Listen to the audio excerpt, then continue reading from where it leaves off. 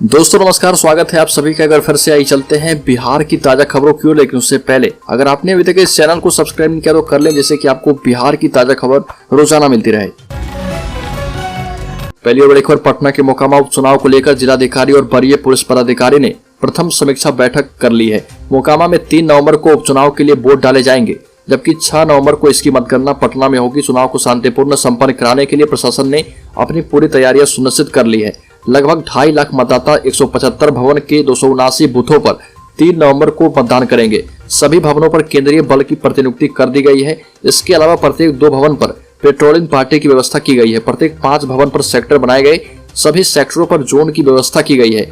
मोकामा विधानसभा क्षेत्र अंतर्गत 9 थाने पड़ते हैं, जिसमें चुनाव को लेकर सभी थानों में पैरामिलिट्री फोर्स को सुरक्षित रखने की बात कही गई। अगली खबर, कोरोना संक्रमण के 2 साल के बाद देश प्रदेश में रहने वाले लोग भारी तादाद में छठ मनाने गांव आ रहे।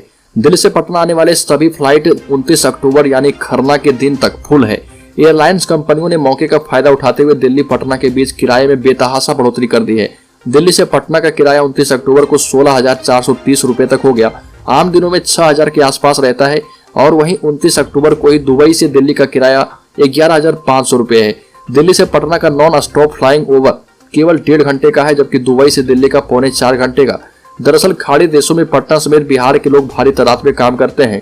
किराए की बढ़ोतरी की वजह से घरेलू विमान के किराए में फ्लाइंग ओवर पर जो न्यूनतम और अधिकतम की कैंपिंग थी उसे खत्म कर दिया गया है। अगली खबर, समस्तीपुर में नमाज पढ़ने जा रहे शख्स की हुई हत्या। समस्तीपुर में नमाज पढ़ने जा रहे शख्स की गोली मारकर हत्या कर दी गई। सुबह 4 से 5 बजे के करीब बाइक से मस्जिद जा रहे थे, तभी पहले से घात लगाकर बैठे 3 से 4 बदमाशों ने उसे 5 से 3 गोलियां मारी। हत्या के बाद लोगों में गुस्सा है, गांव वालों ने हंगामा किया। इसके बाद कार्रवाई की मांग को लेकर सड़क जाम कर दिया। बताया जा रहा है कि जमीन से जुड़े विवाद में दुल्हारे ने पड़ोसी की मदद की थी, इसे लेकर उसका विवाद चल रहा था। कल्याणपुर थाना क्षेत्र के रतवारा गांव में तड़के घात लगाए बदमाशों ने एक युवक की गोली मारकर हत्या कर दी। अगली खबर, गोपालगंज में भाजपा प्रत्याशी कुसुम देवी के लिए चुनाव प्रचार करने भाजपा सांसद सतीश चंद्र दुबे ने तेजस्वी यादव पर जमकर हमला बोला। इस दौरान युवाओं को नौकरी देने के सवाल पर उप मुख्यमंत्री तेजस्वी यादव को आड़े हाथों लिया और कहा कि नौकरी उसी को मिलेगी जिसके हाथों में अवैध हथियार होगा।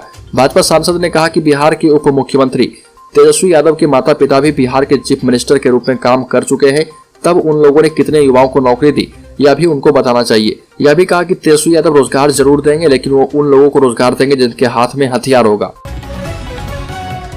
अगली खबर, जदयू में शामिल हो सकते हैं पूर्व मंत्री सुरेश शर्मा के पुत्र राजीव कुमार। कहा कि मेरे पिताजी भाजपा में हैं, मैं नहीं। बिहार केसरी श्री कृष्ण सिंह की जयंती के बहाने शुरू राजनीतिक दबाव और बदलाव की बयार मोकामा और गोपालगंज विधानसभा उपचुनाव से पहले और तेज हो गई है। पूर्व मंत्री और भाजपा के वरिष्ठ नेता सुरेश शर्मा के पुत्र राजीव शर्मा जदयू में आ सकते हैं। इसकी चर्चा तब जोर पकड़ी जब उन्होंने पटना में जदयू के राष्ट्रीय अध्यक्ष ललन सिंह से मुलाकात की। खुद ललन सिंह ने अपने फेसबुक पर मुलाकात की तस्वीर पोस्ट की। वही राजीव शर्मा को भी जदयू अध्यक्ष की बातें अच्छी लगने लगी है। श्री कृष्ण सिंह जयंती पर आयोजित समारोह में शिरकत करने पहुंचे जदयू अध्यक्ष ललन सिंह ने कहा था कि पिछले विधानसभा चुनाव में सुरेश शर्मा को भाजपा ने ही साजिश करके हरा दिया था। अगली खबर, बिहार के 2 विधानसभा सीटों गोपालगंज और मोकामा में उपचुनाव होने वाला है। 3 नवंबर को वोटिंग होगी। बिहार में सियासी बदलाव होने के बाद बिहार में यह पहला चुनाव है। महागठबंधन और एनडीए की तरफ से जीत पक्की करने के लिए पूरी ताकत झोंकी जा रही है। सियासी गहमागहमी के बीच दोनों ओर से सियासी बयानबाजी भी जारी है। इस बीच प्रदेश के उप मुख्यमंत्री तेजस्वी यादव ने कहा है कि गोपालगंज और मोकामा सीट पर गठबंधन की जीत तय है। अगली खबर, सस्पेंस हुआ खत्म। सीएम नीतीश कुमार अनंत सिंह की पत्नी के लिए करेंगे चुनाव प्रचार। बाहुबली और पूर्व राजद विधायक अनंत सिंह का गढ़ कहे जाने वाले मोकामा पर सबकी नजर है। सियासी समीकरण बदलने के बाद यह पहला चुनाव है। अब तक इस बात को लेकर सस्पेंस बरकरार था कि क्या सीएम नीतीश कुमार छोटे सरकार के नाम से पुकारे जाने वाले अनंत सिंह की पत्नी के पक्ष में प्रचार करेंगे। लेकिन अब जो खबर यह है कि उसके मुताबिक मुख्यमंत्री नीतीश कुमार नीलम देवी के लिए वोट मांगने मोकामा आएंगे। हालांकि सीएम के कार्यक्रम की अभी आधिकारिक पुष्टि नहीं की गई है। अगली खबर, बिहार के 19 जिलों में डीएम और कई जिलों के एसपी भी बदलने जा रहे। यह व्यवस्था अस्थायी है, लेकिन करीब 1 महीने के लिए इन जिलों में सीनियर अफसर बदले जा रहे। भारतीय प्रशासनिक सेवा के 25 अधिकारी 19 दिसंबर से अगले वर्ष 13 जनवरी तक मध्य सेवाकालीन प्रशिक्षण पर लाल बहादुर शास्त्री राष्ट्रीय प्रशासन अकादमी मसूरी जाएंगे। अगली खबर, बिहार में पूर्व मध्य रेलवे के अंतर्गत आने वाले धनबाद मंडल के कोडरमा और मानपुर रेलखंड के बीच गुरपा स्टेशन पर सुबह कोयले से लदी एक मालगाड़ी के 53 डिब्बे पटरी से उतर गए। जिसके कारण इस रेल मार्ग पर यातायात बाधित हो गया। पूर्व मध्य रेलवे के मुख्य जनसंपर्क अधिकारी वीरेंद्र कुमार ने बताया कि सुबह 6:24 पर हुए इस हादसे में कोई हताहत नहीं हुआ है। उन्होंने बताया कि बरवाडीह, गया, नेसू, चवा, गोमो और धनबाद से दुर्घटना राहत यान और अधिकारियों के दल को घटनास्थल पर भेजा गया है। अगली खबर, अमित शाह फिर से आ रहे बिहार। नवंबर के पहले सप्ताह में नीतीश कुमार के गढ़ नालंदा में भरेंगे हुंकार। भाजपा के कद्दावर नेता और केंद्रीय गृह मंत्री अमित शाह एक बार फिर से बिहार आ रहे। नवंबर के पहले सप्ताह में उनके बिहार आने का कार्यक्रम है।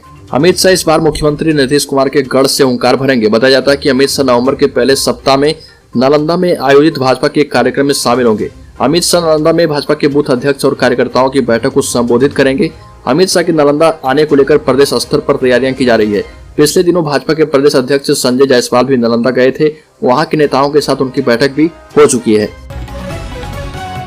अगली खबर, बिहार के सभी अंचलों में 1068 डाटा एंट्री ऑपरेटर की होगी बहाली। बेरोजगारों के लिए इस त्योहारों के मौसम में एक अच्छी खबर है। बिहार सरकार ने बिहार के सभी 534 अंचलों में 1068 डेटा एंट्री ऑपरेटर की बहाली करेगी और इसके लिए राजस्व एवं भूमि सुधार विभाग ने प्रत्येक अंचल में 2-2 डेटा एंट्री ऑपरेटर की बेल्ट्रॉन के जरिए बहाली कराने का निर्देश दिया है। संयुक्त सचिव ने सभी अपर समाहर्ता को एक पत्र लिखा जिसमें कहा गया कि हर अंचल में 2-2 डेटा एंट्री ऑपरेटर का नियोजन बेल्ट्रॉन के जरिए कराया जाना है। सभी अंचल अधिकारियों को 2 दिनों के अंदर बेल्ट्रॉन को बहाली के लिए अधियाचना भेजने को कहा गया। कुछ अंचलों से अधियाचना नहीं भेजी गई है। कुछ अंचलों से 2 से अधिक पदों के लिए डेटा एंट्री ऑपरेटर की अधियाचना भेज दी गई है। अगली खबर, बिहार में होमगार्ड जवानों को नए साल का सबसे बड़ा तोहफा मिलने वाला है। पुलिस की तर्ज पर मिलेगा ग्रेड पे। आपको बता दें कि नीतीश कैबिनेट के फैसले के बाद ये फैसला लिया गया है कि बिहार में होमगार्ड जवानों को पुलिस की तर्ज पर ग्रेड पे मिलेगा। होमगार्ड के वेतन पाने वाले जवानों को ग्रेड पे 2400 और 2800 के ग्रेड पे का लाभ मिलेगा। यह फैसला नीतीश सरकार का है। इसके अलावा बिहार कैबिनेट ने 2023 में अहम फैसले को लागू करने का मन बना लिया है। कैबिनेट की बैठक में कुल 9 एजेंडों पर विचार विमर्श करके स्वीकृति दी गई है और इनमें होमगार्ड जवानों को बड़ी खुशखबरी दी गई। अगली खबर, बिहार में जमीन के सर्वे में लगे विशेष संविदा कर्मियों के वेतन के लिए 168 करोड़ रुपए स्वीकृत कर दिए गए। इन सभी संविदा कर्मियों को इनके वेतन को दिया जाएगा। साथ ही साथ इस बार जमीनों के विशेष सर्वेक्षण में लगे संविदा कर्मियों के वेतन में बढ़ोतरी करके इस बार वेतन दिया जाएगा। अगली खबर, पटना में विधायकों के लिए आवास बनकर हुआ तैयार। मुख्यमंत्री नीतीश कुमार करेंगे उद्घाटन। वीरचंद पटेल पथ पर विधायकों का आवास बनकर तैयार हो गया है। विधायकों को आवंटित भी कर दिया गया है। 60 से अधिक आवास बनकर तैयार है। अब बस इसका उद्घाटन होना बाकी है। बिहार की राजधानी पटना स्थित वीरचंद पटेल पथ पर विधायकों का आवास बनकर तैयार हो चुका है। पिछले काफी समय से आवास बनकर तैयार है और विधायकों को आवंटित भी किया जा चुका है। बिहार सरकार ने विधायक आवास योजना अंतर्गत विधायकों के लिए आवास का निर्माण करवाया है। कार्यक्रम में उप मुख्यमंत्री तेजस्वी यादव, वित्त मंत्री विजय कुमार चौधरी, भवन निर्माण मंत्री अशोक चौधरी मौजूद रहेंगे और इस दौरान नीतीश कुमार इसका उद्घाटन करेंगे। अगली खबर, बिहार में मंडी कानून वापस लाने की राकेश टिकैत ने की मांग। बड़े स्तर पर आंदोलन की दी चेतावनी। बिहार में मंडी कानून वापस लाने को लेकर एक बार फिर से राजनीति शुरू हो गई है। साथ ही किसान नेता राकेश टिकैत ने नीतीश कुमार को पत्र लिखकर चेतावनी दी है कि अगर इसे वापस से लागू नहीं किया गया बिहार में तो बड़े स्तर पर आंदोलन किया जाएगा। बिहार सरकार ने 2005 में इसे खत्म कर दिया था। पूर्व कृषि मंत्री सुधाकर सिंह ने इससे पहले मांग रखी थी कि मंडी कानून फिर से लागू करने के लिए विभाग को पीत पत्र लिखा था। मंडी कानून को लेकर किसान नेता राकेश टिकैत अब सामने आ गए हैं। राकेश टिकैत ने मुख्यमंत्री नीतीश कुमार को पत्र लिखकर मंडी कानून पुनः वापस किए जाने एवं न्यूनतम समर्थन मूल्य से संबंधित पत्र लिखा है। इस पत्र में राकेश टिकैत ने कहा कि बिहार में पिछले 15 से 16 वर्षों में मंडियां बंद है, जिसमें वहां के किसानों को न तो फसल बेचने का कोई प्लेटफॉर्म मिल पाता है, न ही फसल का भाव प्रभावी रूप से मिल पा रहा। बिहार का किसान अपने द्वारा पैदा किए गए खाद्यान्न को दलालों के माध्यम से बेचता है, जो कि गलत है।